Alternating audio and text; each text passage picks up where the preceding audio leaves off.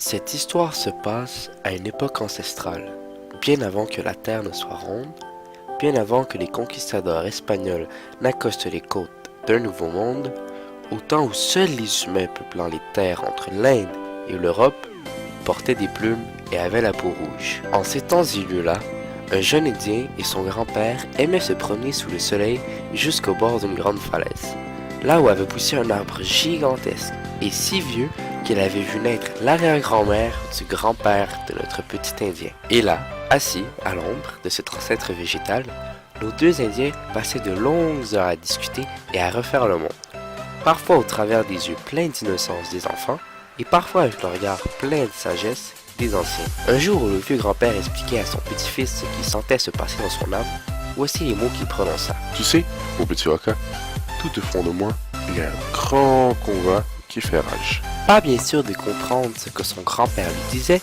Waka ouvrit de grands yeux tout ronds, ceux des enfants qui découvrent quelque chose. Content de son effet, l'ancien poursuivit. Oui, au fond de mon âme se battent deux grands loups, deux loups gigantesques. Les yeux du petit-fils s'agrandirent encore. Captivé par les paroles de Chétou son grand-père, il répliqua. Dis grand-père, pourquoi ils se battent les loups? Parce qu'ils ne sont pas d'accord.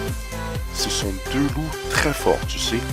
L'un est blanc, c'est l'amour, la compassion, l'inspiration, la sagesse, l'altruisme, la bonté. L'autre est noir, c'est la haine, l'avarice, le doute, l'ignorance, l'égoïsme et la méchanceté. Wow! Mais ils se battent tout le temps, tes loups? Oui, il n'y a jamais de trêve.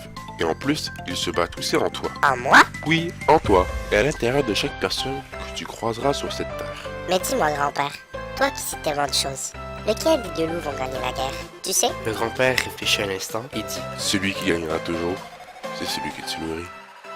Created using Powtoon.